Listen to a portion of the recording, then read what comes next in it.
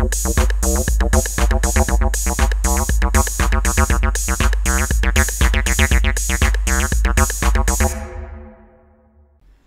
voulais montrer comment on pouvait créer des cheveux cartoon. Donc je propose deux solutions. Et puis aussi comment rapidement les animer avec les Physics Soft Body.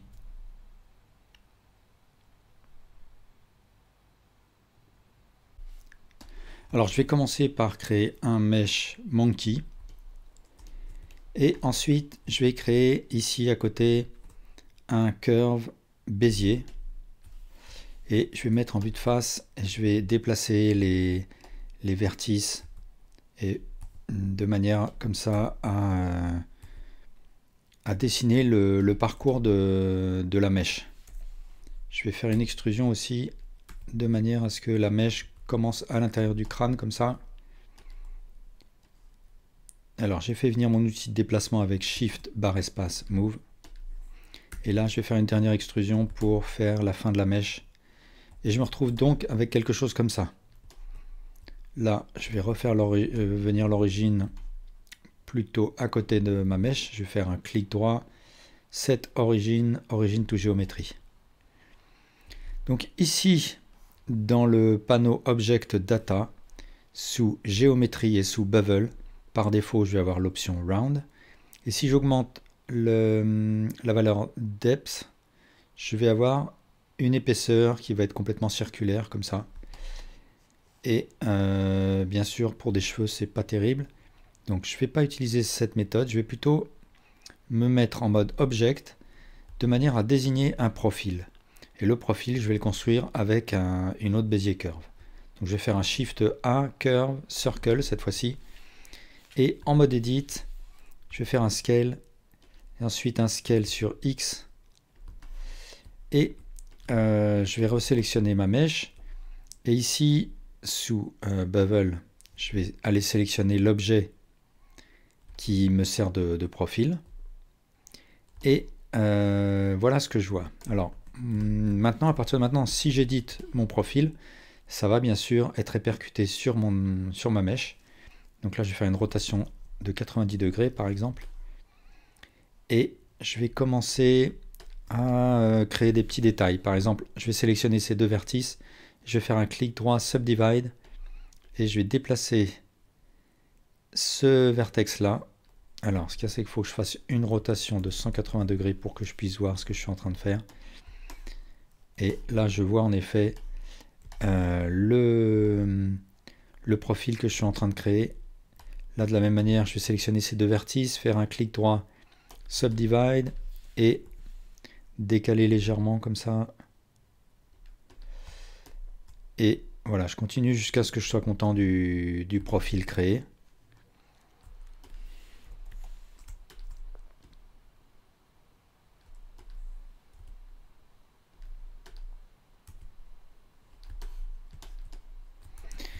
Et après, ma mèche, ce qu'il faut que je fasse, c'est que... Alors là, je vois rien du tout, donc je vais mettre en transparence pour faire des petites rotations comme ça. Ce qu'il faut, c'est que son épaisseur décroisse tout du long. Donc ce que je peux faire, c'est utiliser une troisième curve qui va être l'objet taper. Donc si je crée une nouvelle curve comme ça, je vais la décaler un petit peu, je vais la réduire en mode edit et que je l'attribue à ma mèche originelle comme taper object sous géométrie là, et bien ce que je peux voir, c'est que cette seconde curve va en fait servir de profil mais sur la longueur et non sur la largeur. Alors comment fonctionne le taper object? Et bien en fait en fonction de la position de ces vertices sur l'axe Y par rapport à l'origine de cette courbe, eh bien je vais déterminer l'épaisseur du mesh qui reçoit le taper object. Et par exemple là, si je crée un vertex intermédiaire entre les deux vertices existants, eh bien ça va déterminer l'épaisseur de ma mèche en son centre, ou là où j'aurais placé ce nouveau vertex. Donc par exemple, si je sélectionne ce vertex intermédiaire et que je le tire sur Y, ça va épaissir ma mèche en son milieu. Et bien sûr, si je sélectionne une des extrémités et que je la déplace sur Y, ça va réduire l'extrémité de ma mèche. Bon, mais je ne vais pas m'y prendre comme ça, je ne vais pas passer par un taper object. Donc je vais supprimer l'objet taper là. Et ce que je vais faire plutôt, c'est tout simplement utiliser les valeurs radius de mes vertices. C'est-à-dire, en fait, ici dans le panneau N, pour chaque vertex sous item là, j'ai une valeur radius. Et je peux jouer de cette manière-là sur l'épaisseur de ma mèche en fonction de la valeur radius que je vais déterminer. Je peux aussi le faire avec un Alt S. Et donc, je vais affiner l'extrémité, je vais la mettre à 0 comme ça. Et peut-être qu'il faut que je crée un vertex intermédiaire entre ces deux-là. Donc je les sélectionne et je fais un clic droit, Subdivide. Ici, je vais réduire un petit peu le radius. Et je me retrouve avec quelque chose comme ça.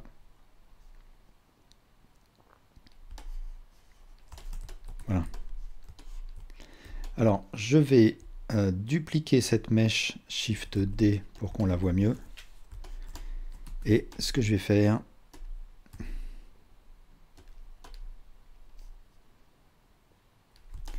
c'est maintenant régler un petit peu plus précisément la résolution de ma curve. Parce que comme je m'apprête à la convertir en mèche, ce qu'il faut, c'est que j'évite d'avoir un mèche trop dense. Et donc, ce que je vais faire, c'est ici, dans le panneau Object Data, tout en haut, sous Shape, j'ai la valeur Resolution. Donc, cette valeur Resolution, en fait, elle va déterminer la quantité de vertices qui vont être créés entre deux vertices existants. Donc, je vais mettre quelque chose d'assez faible. Par exemple, je peux mettre 2. Et puis, il faut que je fasse la même chose pour ma curve bevel. Donc là, je vais mettre quelque chose d'assez faible aussi. Par exemple, je vais mettre 2 et on va voir ce que ça donne. Donc maintenant, si alors je vais garder une version inchangée comme ça. Je vais faire une nouvelle duplication, Shift D. Et maintenant, si je fais un clic droit, Convert to Mesh, je regarde ce que ça donne et je trouve ça pas mal comme ça. Si je réduis encore la quantité, la résolution pour le profil, je vais voir ce que ça donne. Shift D, Convert to Mesh. Voilà, c'est encore plus minimaliste. Donc, je vais garder cette version très minimaliste. Et ensuite, si je veux l'arrondir un petit peu, il suffit que je réattribue à mon objet un modifieur Subdivision Surface avec un CTRL 2. Et puis, bien sûr, je peux toujours continuer à modifier la topologie. Donc, je sélectionne un Edge. Je peux activer l'option Proportional Editing ici, puis je peux faire un Scale, par exemple, etc. Une fois converti en mesh, je peux toujours continuer à faire des modifications. Alors bien sûr, avant de convertir en mesh, ce qu'il faut, c'est que je conçoive l'ensemble de mes cheveux sous forme de curve, de manière à garder la souplesse que ces curves permettent. Donc j'édite mes curves jusqu'à avoir fait la totalité, puis seulement après, je m'occupe des conversions en mesh. Alors je rappelle pour être complet que on a aussi une valeur tilt qui permet de faire des torsions de nos courbes. Donc le raccourci c'est CTRL T et on retrouve cette valeur ici dans le panneau N. Et puis aussi Alt T pour faire revenir la torsion à 0. Et donc on peut faire de cette manière-là des tresses assez facilement. Et puis, une fois l'objet converti en mesh, ce qu'on peut faire, c'est rajouter des détails. Par exemple, je peux sélectionner cet edge, faire un bevel, CTRL B, avec par exemple 2 segments. Je sélectionne l'edge central et je le tire vers le bas comme ça. Et du coup, ça m'a créé comme ça une rainure centrale. Alors deuxième solution que je propose, c'est en passant par le mesh sans passer par une curve. Donc là j'ai conçu mon visage et ce qu'il faut que je fasse, c'est que je rentre en mode edit et que je sélectionne toutes les faces d'où poussent les cheveux. Donc comme ça, toutes ces faces là, toutes celles-là.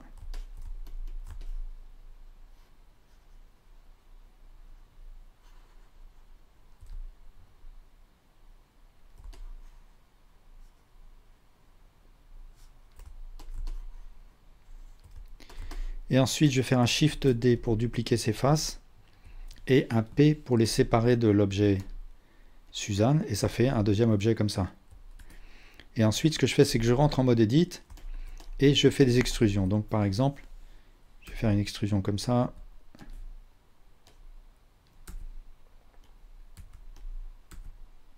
De manière comme ça à faire les mèches qui vont venir. Et puis aussi, ce que je peux faire, c'est... Alors, je vais supprimer ce vertex. Et ici, je vais faire une frange. Donc, je fais une extrusion comme ça.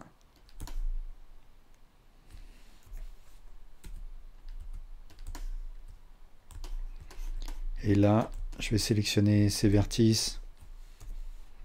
Faire une extrusion, un scale, une extrusion, un scale, une extrusion comme ça. Et pour les cheveux qui sont à l'arrière, comme ça, je vais tous les sélectionner. Me mettre en vue de côté, faire une extrusion, un scale, une extrusion, un scale, une extrusion. Et après, je vais tout sélectionner et faire un Mesh Symmetrize de plus X à moins X. Donc ici, dans le panneau Operator Box, je choisis plus X to moins X. Et je me retrouve avec ça.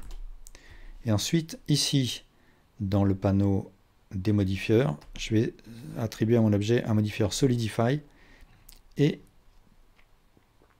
je vais donner de l'épaisseur à mon objet comme ça et je vais appliquer ce modifieur, donc Apply ou bien CTRL A, et je peux faire un petit peu de retouche. Donc par exemple ici c'est pas très joli et puis il faut aussi que j'affine le bout des mèches. Donc je sélectionne cette face, je fais un scale. Là, je peux peut-être sélectionner cette edge loop et je fais un scale. Et là, de la même manière, je descends ça.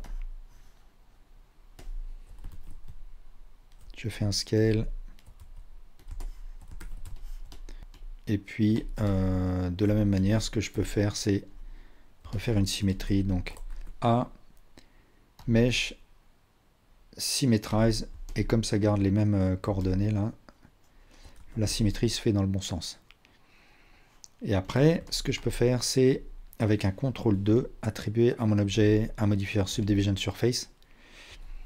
Et du coup, là, si je pose mon objet sur la tête de ma Suzanne, je vais faire un clic droit, Shade Smooth. Voilà avec quoi je me retrouve. Et là, je peux faire les modifications que je veux en mode Edit.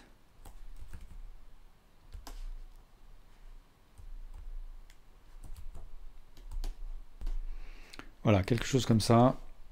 Quand je veux, je peux refaire un Mesh Symmetrize. Alors, si je veux travailler mon mesh plus en détail, ce que je peux faire, c'est tout d'abord dupliquer cette version, la mettre de côté, et puis appliquer le modifieur Subdivision Surface avec un niveau de 1. Donc, j'applique ce modifieur et je me retrouve avec un mesh qui a une plus grande densité, ce qui va me permettre de travailler davantage les détails. Je peux même, si je veux, basculer en mode sculpt et commencer à donner plus de relief, éventuellement activer DIN Topo, mais je vais laisser ce sujet de côté. Et puis CGCM, dans un de ses tutoriels, montre comment on peut faire une chevelure avec des métaballs, et je renvoie à son tutoriel ou bien au tutoriel que j'ai fait sur la modélisation d'un nuage à partir de métaballs.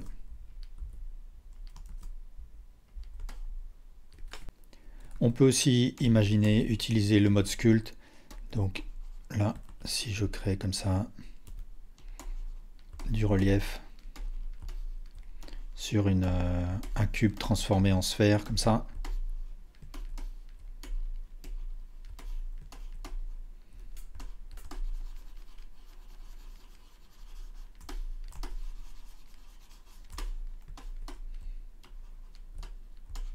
Enfin, ce qu'on peut faire, c'est animer la chevelure. Donc, on pourrait s'y prendre avec une simulation close, mais je vais montrer avec une simulation soft body. Donc, ce que je vais faire, c'est d'abord l'apparenter à la tête de Suzanne avec un CTRL P, set parent to object. Et puis, je vais passer avec un CTRL Tab en mode weight paint de manière à déterminer un vertex group qui sera le groupe qui restera, les vertices qui resteront fixes au moment de l'animation. Donc là, je pourrais m'y prendre avec le pinceau, mais je vais tout simplement utiliser le dégradé, donc cet outil-là, et avec un clic gauche, je vais tirer du haut vers le bas. Et donc, je me retrouve avec un dégradé comme ça. Et je vais retourner avec un CTRL Tab en mode Object. Et ici, dans le panneau des physiques, je vais cliquer sur Soft Body et je vais sous Goal choisir Vertex Group, le groupe que je viens de créer, parce que au moment de peindre en mode Weight Paint, ça a créé un Vertex Group que je peux voir ici dans le panneau Object Data Vertex Groups. Et enfin, je vais me contenter de quelques paramètres seulement dans le panneau des physiques. Donc stiffness, donc la rigidité, je vais mettre une valeur assez élevée, on va mettre 0,8 par exemple. Damping, la résistance, l'amortissement, on va mettre par exemple 20. Ensuite, strength, on va augmenter le minimum, on va mettre la valeur par défaut à 1 de manière à ce que ça tienne compte du groupe, du vertex group qu'on a déterminé à 100%. Et là, du coup, si je bouge ma tête de Suzanne, alors pour l'instant, on va rien voir du tout. Ce que je vais faire, c'est une animation. Je vais ouvrir ici une timeline. Donc Shift F12. Je vais la mettre à 0. Je vais créer une première image clé avec ma tête, par exemple, au centre de la scène. Donc je presse I. Location Rotation Scale, je crée une première keyframe, je vais en créer une deuxième à la frame 30 par exemple, I Location Rotation Scale, et puis à la frame 60 je vais en créer une dernière ici, et maintenant je vais voir ce que donne mon animation. Donc voilà ce que j'obtiens. Donc après je peux faire des réglages plus pointus, si j'augmente la valeur strength minimale, je vais avoir quelque chose qui résiste un peu plus. Je vais la baisser. Alors là, ça va pas trop, ça fait quelque chose d'un petit peu trop élastique. Enfin voilà, là je peux régler le... Alors peut-être que ce que je peux faire aussi, c'est pour ma deuxième frame, reculer ma tête, pas ma chevelure, mais ma tête de Suzanne. Comme ça.